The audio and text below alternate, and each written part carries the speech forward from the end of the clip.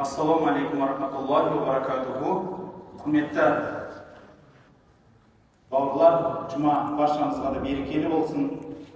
Иншалла, мынау құлшылық ғибадат ниетіне келген екенсіздер. Аллахтың ниеттеріңізді қабыл етсін, құлшылықтарыңызды қабыл етсін.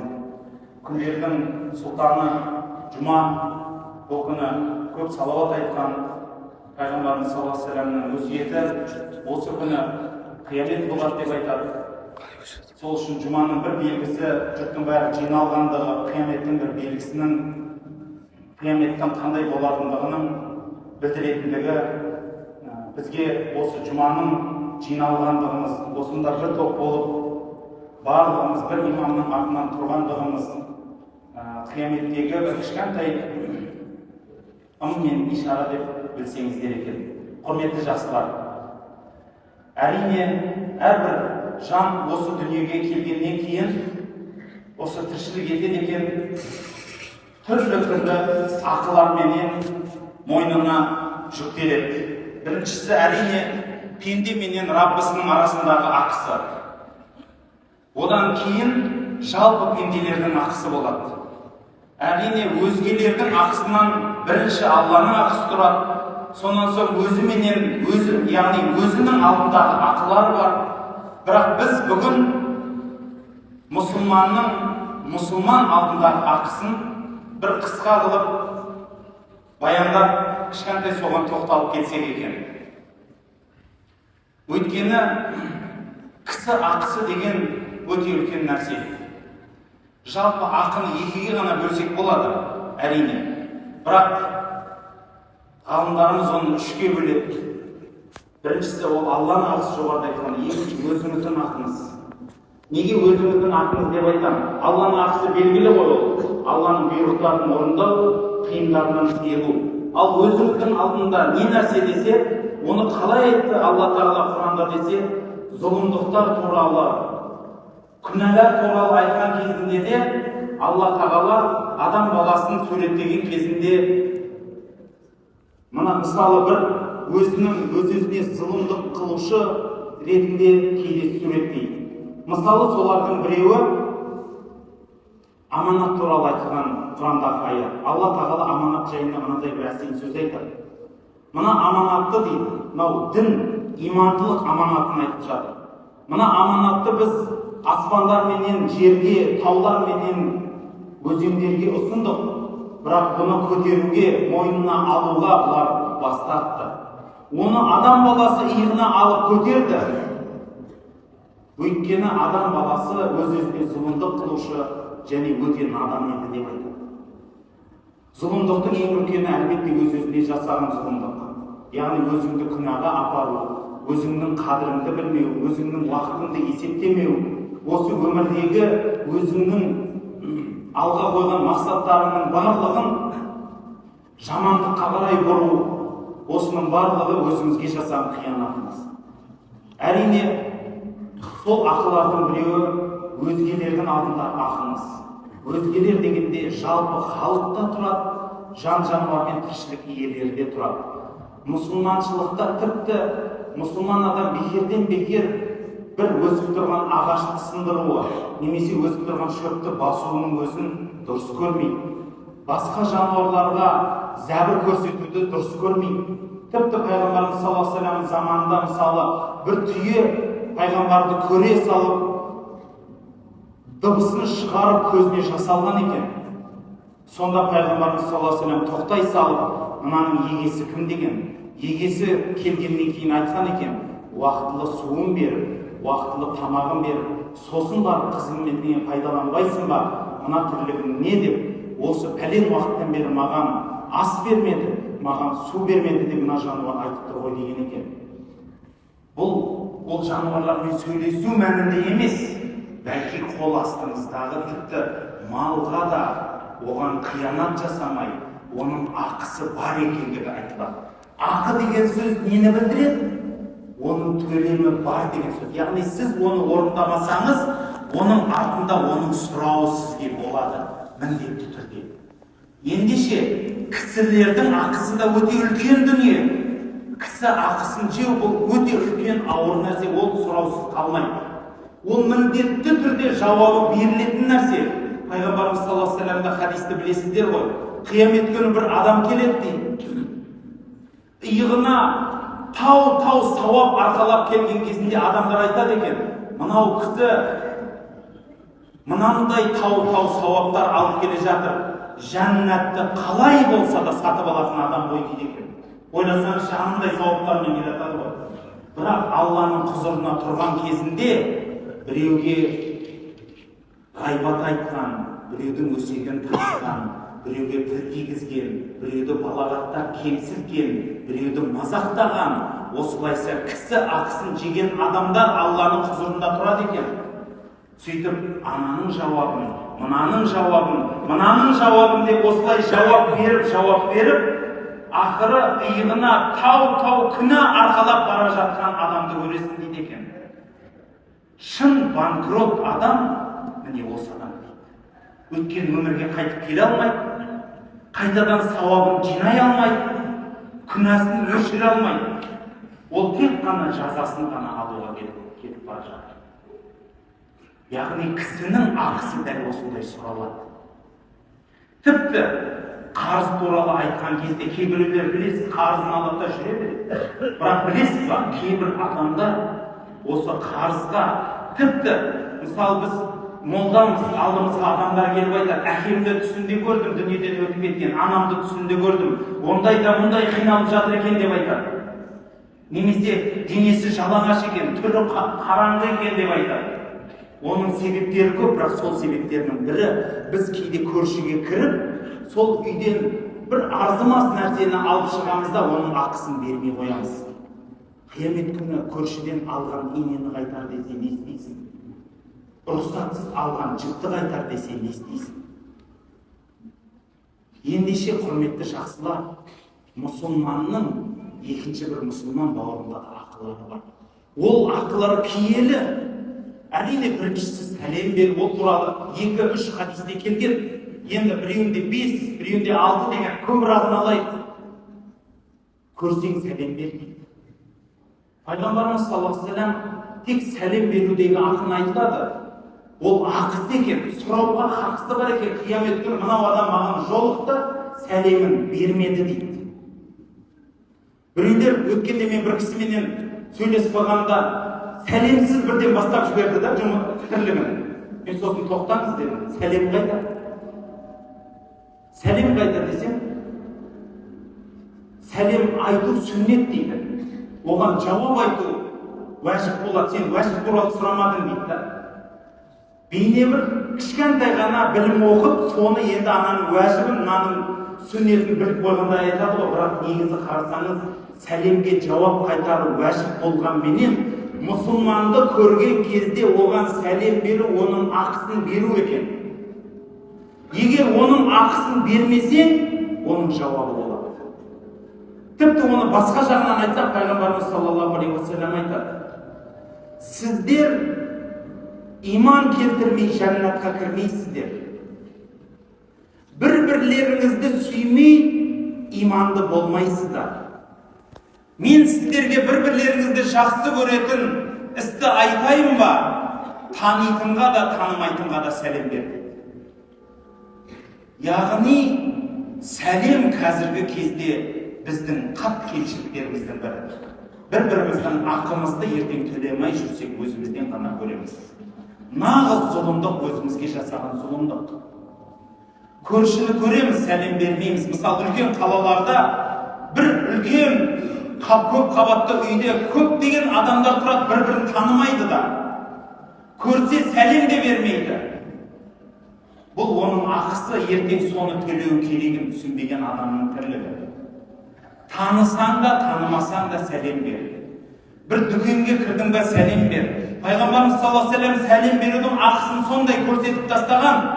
Отырған адамдардың жанында өтіп баратқан, тұрып тұрған адам сәлем береді деген. Осылайша кім-кімге сәлем беретінін бәрін айтқан.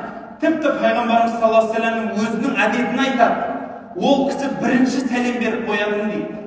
Бір адамдар ертерек Пайғамбарымыздан мен бірінші сәлем берем деп көрсем де, Пайғамбарымыз саллаллаху алейхи вассаламға жете алмадым дейді. Көрсем ол кісі сәлем беріп қоятын. дайындалып ақ отырамын дейді. Келе жатыр дегенде мен дайындалып тұрамын дейді. Мен қазір сәлем беремін дегенше ассалаумағалейкум деп айтады. Кісінің ақысы сұралады. Мұсылман бауырымыздың ақысы одан да жоғары. Екіншісі шақырған жерге бар деп айтады. Ол халқымызда да сөз бар, шақырған жерден қалма, шақырмағанға барма деп айтады. Осы жерде кішкентай ғана бір ереже, егер шақырушы адам осы отырған барыңызды біз үйімізге шақырдым десе, осы отырғанның бірнешеуі барса, қалғандарының мойнынан түседі екен. Атын атап айтпағаннан кейін. Ал егер сіздің атыңызды атап айтса, ол міндетті түрде ауызекі емес. Қазір телефонда бар ғой, ол да жарайды екен. Телефоннан сізге сәлем беріп, ассалаумағалейкум, нағашеке, жиен, құрдас, досым, замандасым, мен үйде осындай жиын қылып жатырмын, кел деді ма? Енді соның ақысын сіз төлеуіңіз керек. Оның ақысы не? Соның үйіне, дастарханына отырып, соның қуанышын, қайғысын бөлісу. Ол соның ақысы. Оны бермесеңіз, қияметте ол сұралады.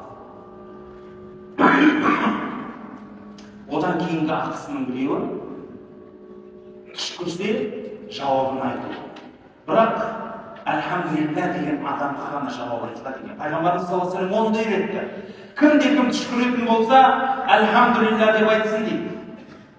Оған жауап айтқан адам, ярхамукалла, Алла саған рахым қылсын деп айтсын дейді.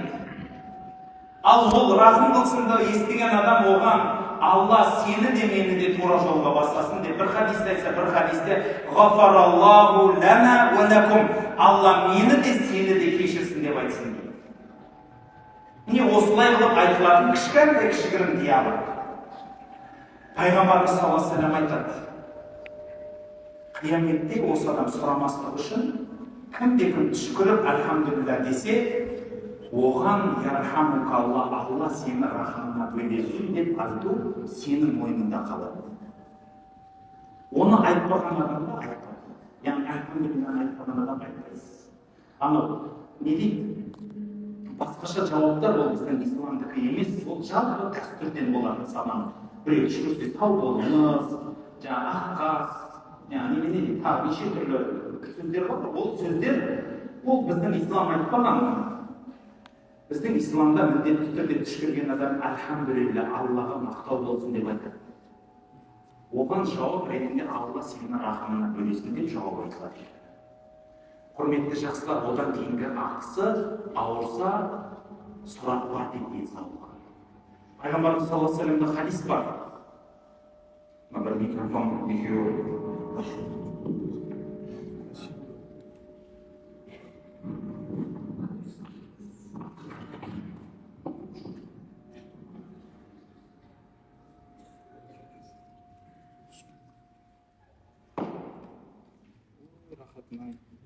Осыны қозғамасақ болмай ма? Осы ала болыңызшы.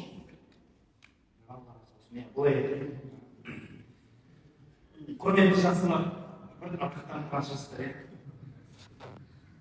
ана бір түрлі өзінде де бір рух сияқты сезім келіп тұрмаған көзге. Аяғын жерде тұрмасын. Құрметті жақсылар, жұма берекелі болсын.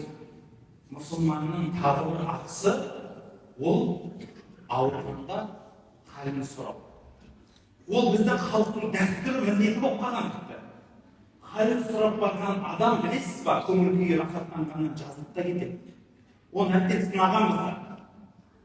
Ол әсіресе сағынып отырған адам халін сұрап келсе, жүрегі жақын адам сұрап келсе, немесе күтпеген адам сұрап келсе, әлгі адам жазылып кетеді.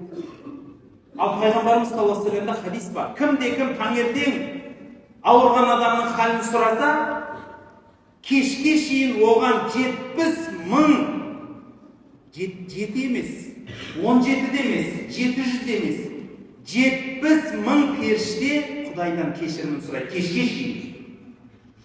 Ал кім кешке жақын жағдайын сұраса, біреулер айтып жатады, кешке аурудың жағдайын сұрамайды деп.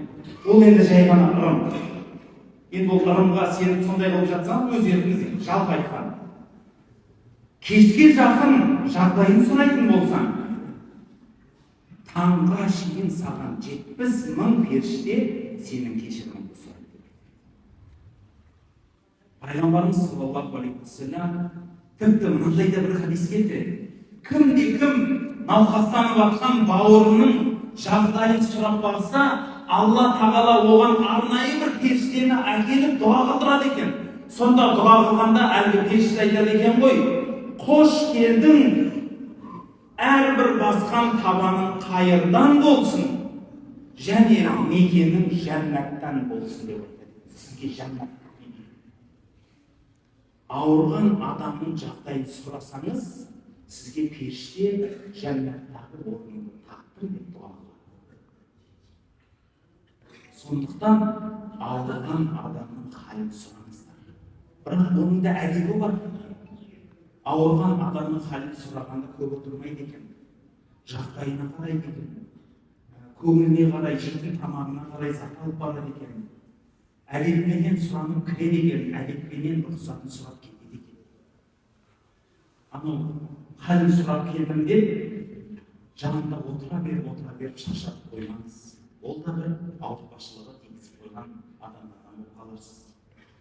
Құрметті жақсылар, одан кейінгі ақысы насихат сұраса, насихатын айтады. Ақыл сұрау мүмкін ғой.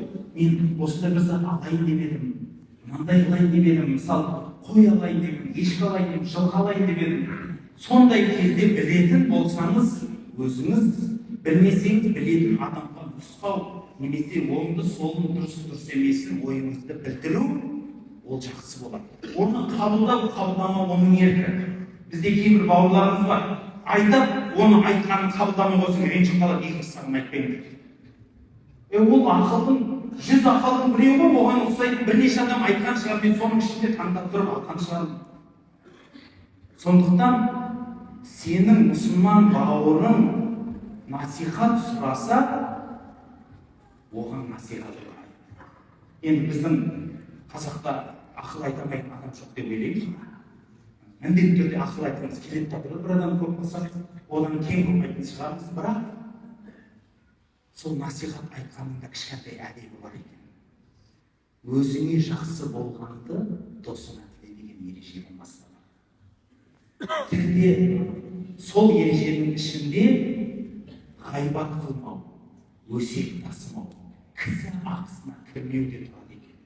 Яғни насихат айтып жатқанда айту мүмкін ғой, мен бір қызым ана пәленшенің қызын алайын деп едім, немесе қызымды берейін деп аналар құда түсіп келді десе, отырып алып жамандап жерден жіберу емес.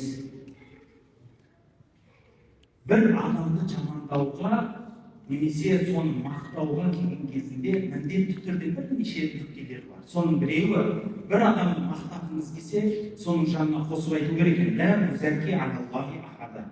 Яғни мен өзгенің алдында бұл кісіге Алланың алдына өтіп куәлік бермейін деп айтты. Бірінші, Алладан рұқсат деп алып алған дұрыс екен. Яғни Алла білуші ғой оның өмірін қалай аяқтайтынын. Менің алдымда жақсы болған, бірақ ертең бұл қалай өмірін бітіретінін білмейміз. Сондықтан лә музәки алаллахи ахада. Яғни мен ешкімді Алланың алдында куәлік бермей қояйын деп сөз бастаған жақсы. Ал жамандағанда оны тек қана білетін мәліметті асырмай, кішкентай қылып сол адамға қатысы бар жағдайға айту. Оның бүкіл анау пәлен жылы туылғаннан бастап, бүкіл мейір-сыйлығының бәрін жеткізіп барып айтып беру емес. Сол мәселеге қатысты бұрышын сол жерді ғана дұрыс қылып, нақты қылып айтып беру ғана. Құрметті бауырлар, насихат, бұл бір-бірімізге насихат. Пайғамбарымыз саллаллаху алейхи вассалам өте көп айтқан осы туралы. Менен бір аят болса да жеткізіңдер деген. Пайғамбардың хадисін жеткізу, бір-бірімізге Құран аяттарын айтып тұру, қате кемшіліктерімізді бір-бірімізге жұмсақтықпен көрсетіп, бауырмашылық жасаудың өзі үлкен. Мұсылманның айнасы дегенде сөз бар. Екінші бір мұсылман адам басқа мұсылман бауырына бір дене сияқты деп айтады. Бір жері ауырса, екінші жағы оған қосылып сыздайды деп айтады. Сондықтан екінші бір мұсылман бауырымыз қателесіп жатса, оның қателігін айтар кезінде көркемдікпен жеткізуіміз керек екен. өзіңіз айта алмайтындай ол ренжіп қалады ау. Біздің халқымызда сөз бар ғой, бір адамның көңілін қалтырған қағуар болсамен тең деп бекер айтпайды. Ол дәл соның өзіне теңестіріп тастамаса да сондай мұсылман адамның көңілі сондай пәк болады деген. Сол үшін егер мен қазір оған ақыл айтып жатсам, мына қателігім өзінің бетіне басып жатсам, ренжіп қалады ау, қысылып қалады ау десеңіз, соған жеткізетін досын тауып алыңыз. Сол арқылы айтқызыңыз. Немесе басқа да көркем сөзбенен жеткізуге болады. Мысалы, андай сөз бар ғой, бір үлкен кісі, оны енді біреулер Әзірет Әлінің балаларына басына келіп жатыр, бірақ оны дәл соған барғандығы, ол хадистің дәл сондай орындалғандығына қатты дәлел жоқ. Халық мақтағаннан, сүйгеннен айтқан шығар, бірақ әңгіме ол уақиғаның насихаттың қалай жеткізілуінде. Пайғамбарымыз саллаллаху алейхи вассаламнан осы насихат, мысалы, бір адам қателік қалай жеткізіледі, соны екі баланы көрсеткенде ғой, бір адам дәрет алып жатқанда қисық дәрет алады. Оны кішкентай бала көреді, айтайын деп сана үлкен кісі түзетсең ұят болады. Намазға келген кезінде намазы сәл қателік оқиды. Сонда екінші досын ертіп келіп, көке, сіздің жасыңыз үлкен екен, мен намазды оқып жүргенім қалай болатынын, мен мына досым екеуміз сәл бір сөздерге келіп қалдық, мен досыма айтып түсіндірейінші, сіз төрелігін айтыңызшы дейді ғой. Қарасаңыз жеткізудің әдісіне, сөйтеді де дәлел алғанда деп тұрып, міне пайғамбарымыз былай алған, міне әуелі былай жуады, оны 3 рет жуасың, оны былай қыласың, ал енді осыны болғаннан кейін намазға тұрасың, намазда мына екі аяғың арасы осындай болу керек, қолың мына жерде тұру керек, елеңдей бермеу керек, әр жерін ұстай бермеу керек, тұрған қимылдарының бәрін асықпай жасау керек деген сияқты сөздермен түсіндірген кезінде, ал көке не дейсіз дегенде, айналайын балапандарым, сенің екеуіңдікі де дұрыс, менен кеткен екен қате дейді. Жеткізуді қарасаңызшы, пайғамбарымыз саллаллаху алейхи вассаламның жеткізгенін қараңыз. Бір таудан түскен бір кісі пайғамбарымыздың мешітіне кіреді. Ол мәдениетті көрмеген адам ғой, ешқандай да бір ондай нені көрмеген, мешіт ғибадатханаға өмір көрмеген адам. Пайғамбарға келіп иман келтіреді. Сөйтеді де дәлел қыстап кеткеннен кейін бұрышқа отырады, дәлелсін басына. Сонда ана жерде отырған сахабалар бәрі айқайлайды, ей тоқта, мынау не деген сұмдық, мынау қайғынан деген адам деп шулап кеткен кезде пайғамбарымыз саллаллаху алейхи вассалам, тоқтаңыздар, бітірсін. Өйткені оны бастан тоқтай алмайды ғой. Ол үстін бүлдіреді, бәрін тоқтады ғой, сол тоқтады, бітірсін дейді, тоқтаңыз. Сол бәрі бітіргесін, бір жерге суақ келді, ана жерге күйшілер қатты. Сосын ана кісіні жанына отырғызып, тізесіне қойып айтады. Қарасаңшы, жақындығын білдіргендігі ғой. Тізесіне қойып тұрып айтады ғой. Бұл ғибадатхана. Бұл жерде адамдар дүниесін жасамайды. Тамақ ішуге дәретсін бұруға болмайды. Бәлки бұл жерде барлығымыз тап-таза ұстап, құлшылық ғибадатқа арнап уақытымызды өткіземіз дегенде, әлгі кісі, осылай екен ғой түсіндім.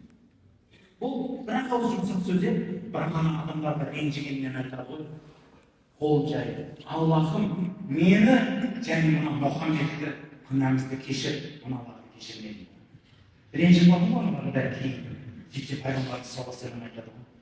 Алланың кең мейірімін тарқатып қойылған жұмсақ. Соны қайтадан ұялғанынан қолын жайып, Аллахым осында отырған бәрі кешірді. Қарасаңшы, қателік жасады, пайғамбарымыз насихаты қандай жұмсақ жеткізеді, қандай көңіліне тиімді айтады. Құрметті жақсылар, мұсылман бауырымыз өлсе, оның жаназасына баруын дейді. Біздің қазақта досылан дұға дейді.